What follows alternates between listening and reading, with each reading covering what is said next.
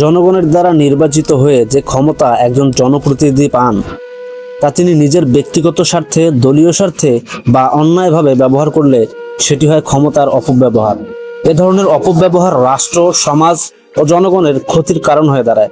জনপ্রতিনিধিদের প্রধান দায়িত্ব হলো জনগণের কল্যাণ নিশ্চিত করা, কিন্তু যখন তারা সেই দায়িত্ব উপেক্ষা করে নিজেদের বা গোষ্ঠীর স্বার্থ রক্ষায় লিপ্ত হন, তখন তা দুর্নীতি হিসেবে বিবেচিত হয়। এই দুর্নীতি থেকেই শুরু হয় ক্ষমতার অপব্যবহার। জনপ্রতিনিধিরা তাদের প্রভাব খাটিয়ে সরকারি কর্মকর্তাদের কাজে হস্তক্ষেপ করেন। এতে ন্যায্য প্রশাসনিক প্রক্রিয়া ব্যাহত হয়, দুর্নীতি বাড়ে এবং সাধারণ মানুষের ন্যায় বিচার পাওয়ার পথ বাধাগ্রস্ত হয়। জনপ্রতিনিধিরা যদি প্রশাসনিক নিয়োগ, বদলি বা পদোন্নতিতে রাজনৈতিক প্রভাব খাটান, তবে মেধা ও যোগ্যতার ভিত্তিতে নয়, বরং পক্ষপাতমূলকভাবে সিদ্ধান্ত নেওয়া হয়, যা প্রশাসনের দক্ষতাকে নষ্ট করে।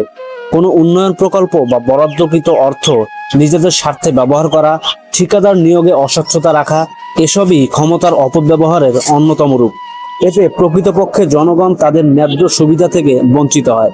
জনপ্রতিনিধিরা অনেক সময় নিজেদের অপরাধ বা অনিয়ম ঢাকতে আইন শৃঙ্খলা বাহিনীকে প্রভাবিত করেন।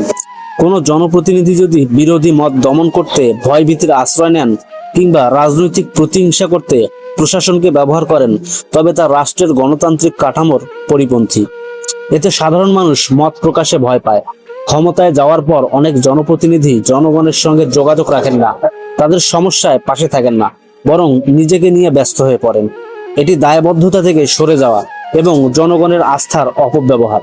পরবর্তী জনপ্রতিনিধিদের আগাম সতর্কবার্তা: নিয়মিত কাজের প্রতিবেদন ও পর্যবেক্ষণ বাধ্যতামূলক করতে হবে। অপরাধ করলেই শাস্তি, কোনো ছাড় নয়। সরকারি কাজ ও ব্যয় অনলাইনে প্রকাশ করতে হবে।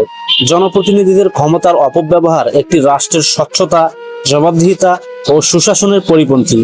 এটি গণতন্ত্রকে দুর্বল করে এবং নাগরিকদের মধ্যে হতাশা ও অবিশ্বাস জন্ম দেয়। যদি এ ধারা দীর্ঘস্থায়ী হয়, তবে তা রাষ্ট্রীয় দুর্বলতা এবং অব্যবস্থাপনার চরম রূপ নিয়ে সমাজে বিস্তৃত লাভ করে। তাই আমরা চাই আমাদের পরবর্তী জনপ্রতিনিধি হোক সৎ, যোগ্য এবং ন্যায়ের প্রতীক।